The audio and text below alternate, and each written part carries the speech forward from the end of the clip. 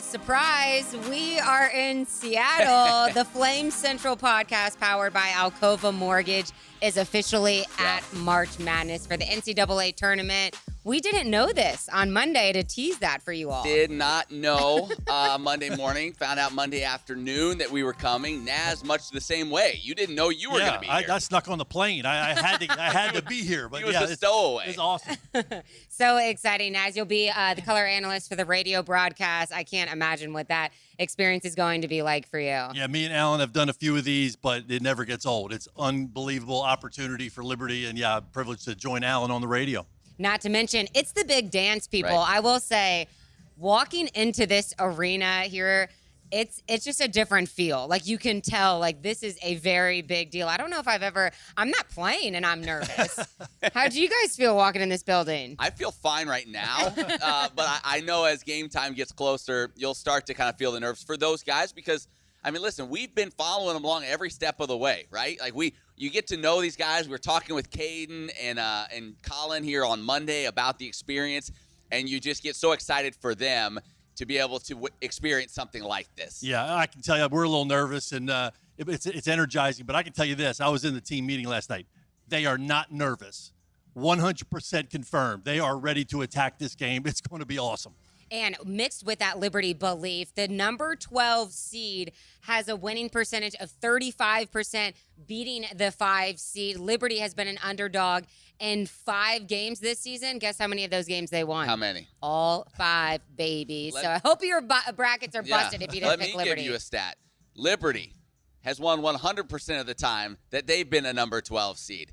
1-0. They knocked off Mississippi State in 2019. We were there for that one. So all the signs are pointing towards this being a great game here later tonight. Can't wait.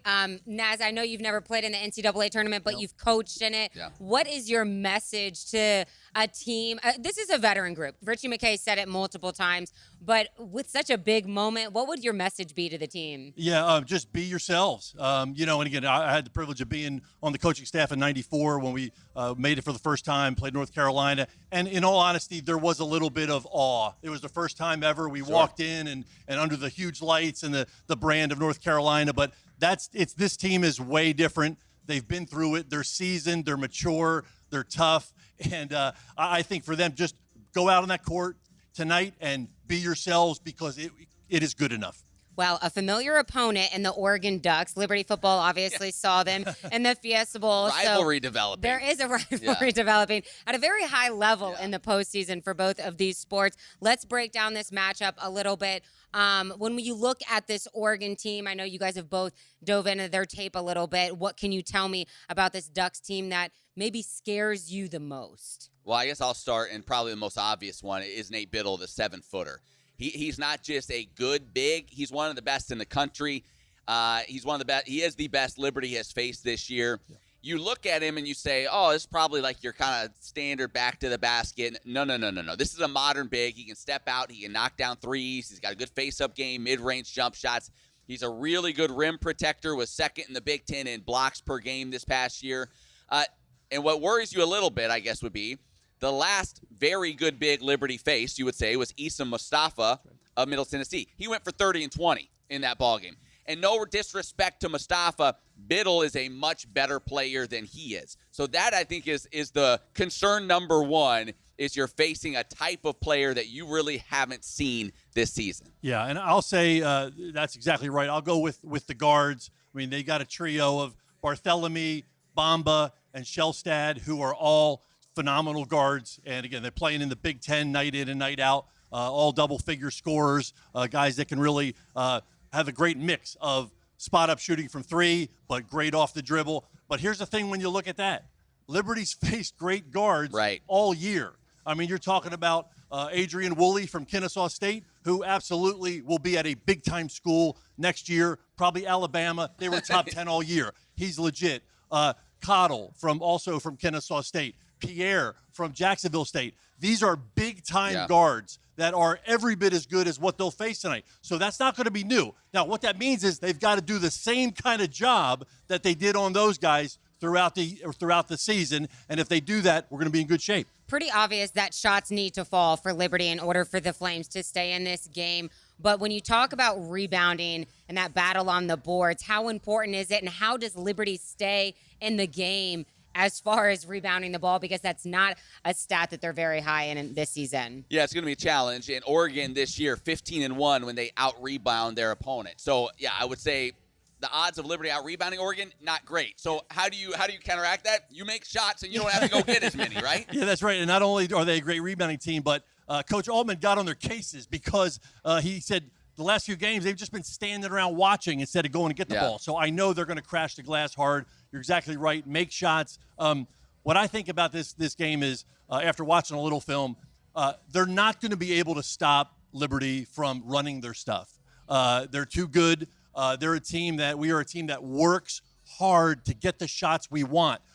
Some teams take what the defense gives you. Right. That's not us. They're a great group at executing and getting the shot we want. Whether they fall or not will be the big question mark, but it won't be because we don't get great looks. You said, Matt, I believe on Monday, that this Oregon defense gives you a lot of different looks. How can that impact Liberty's offense? Yeah, that's something we've heard a lot since this matchup was from Dana Altman. He likes to mix and match defenses. Here's one thing I'll say about that, though.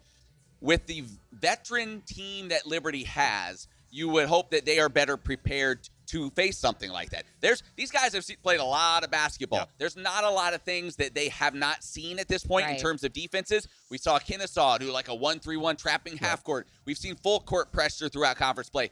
A lot of teams have tried different things against Liberty. So this veteran group, Colin Porter at point guard, Matheny, they have seen a lot of different defenses. It's just how quickly can you recognize it? Yes, and like they'll bring up some full court pressure. And again, like you said, Matt, Liberty's faced some full court pressure. Just the thing you got to realize is you got guys that are a little bigger, a little longer wingspan, a little quicker. So it's not like it's going to rock them. It's just they got to be ready for the size and quickness. That's that another level up. And I'm glad you said that, because thinking back not that long ago, Liberty in the tournament against Oklahoma State. Yes. And what did you notice in that game? You noticed, well, I'll tell you what, that length, that just little extra length, deflected a few more passes than we're used to seeing. Gave you a few more problems.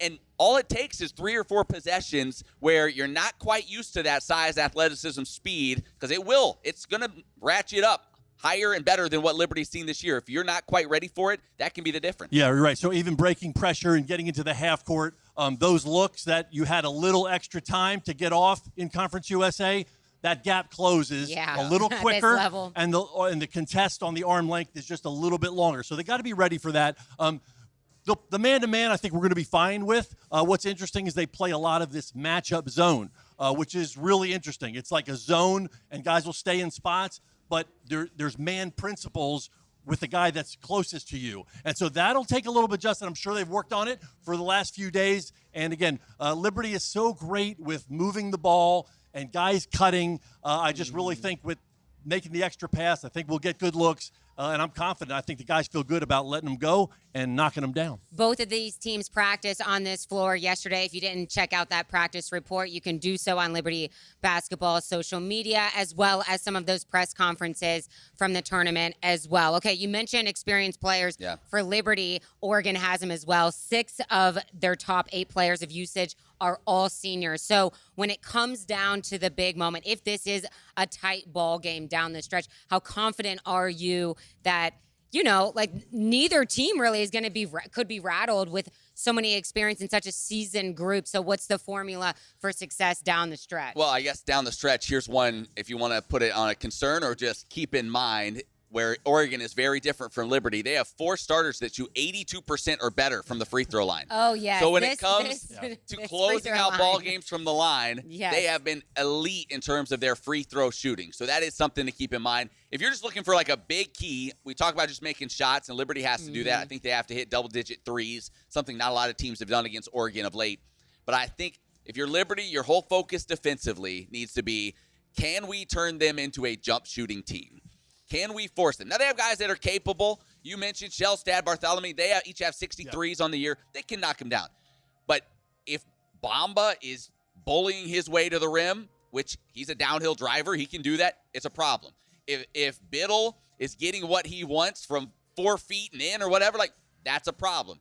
You got to hope you can turn them into a jump shooting team. With both of those problems, Owen Aquino, staying out of foul trouble seems like it has to be a major key in this ball game. Yeah, for sure. And, you get in games like this, and it's all going to come down to execution. Again, I fully believe that Liberty will run their stuff offensively.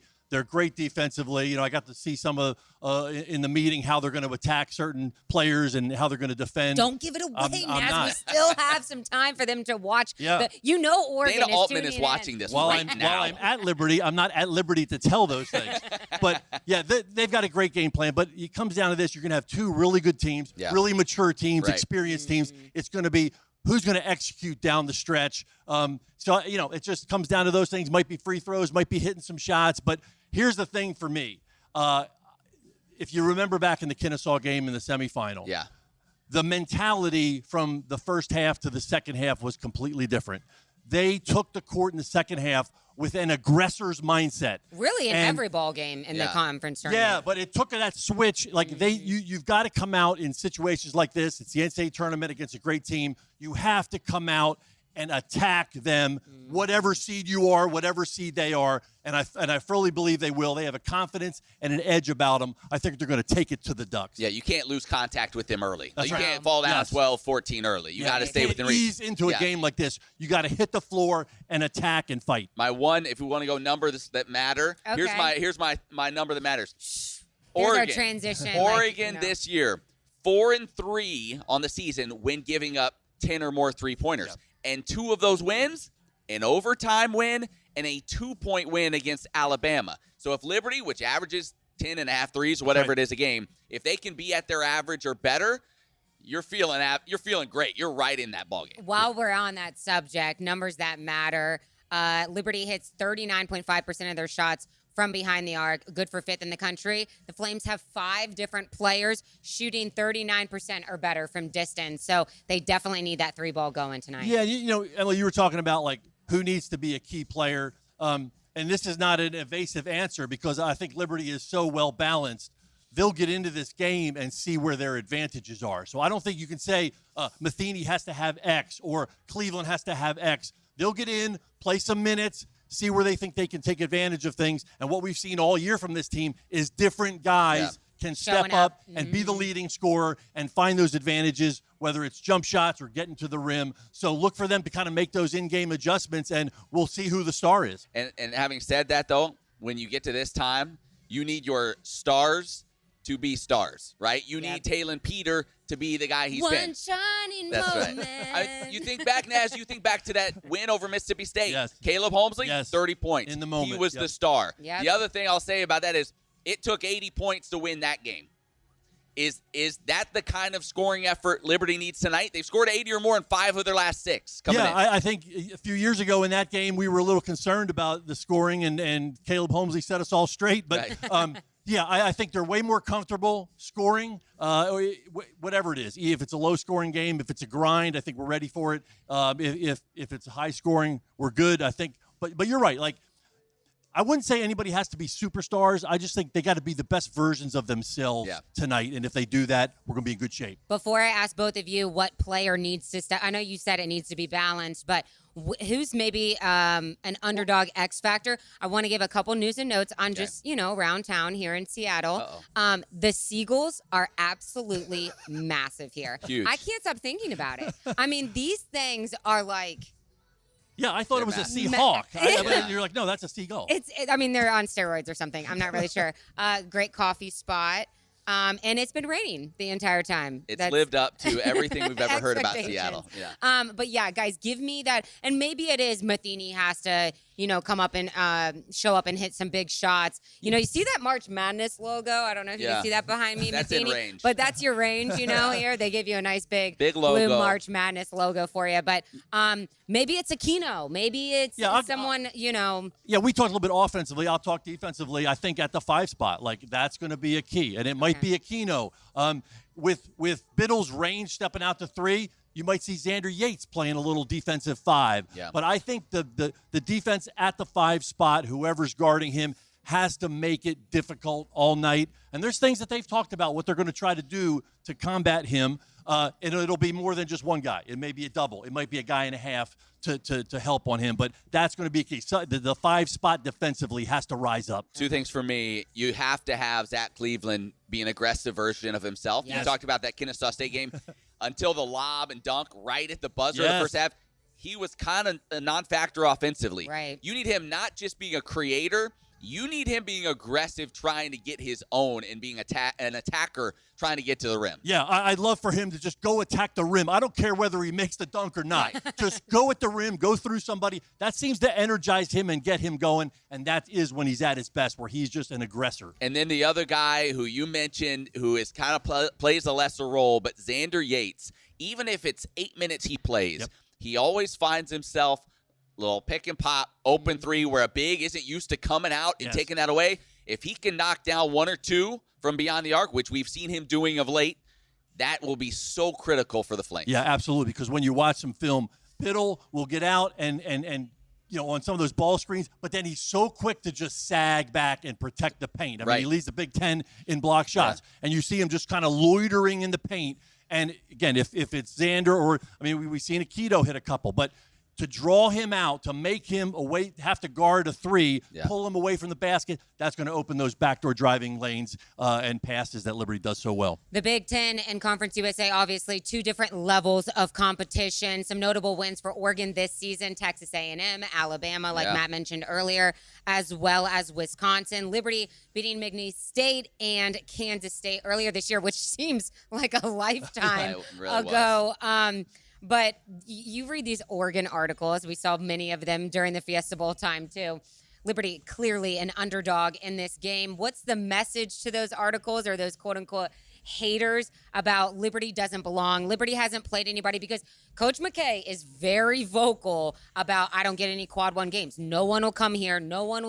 We can't go there. No one will play us because of that situation of how difficult it is to schedule those quad 1 games. I don't think the average fan really realizes that. I think in this tournament, it's more about what you have than who you've played. We see upsets every single year, all throughout the bracket. It's more so, how is your team built?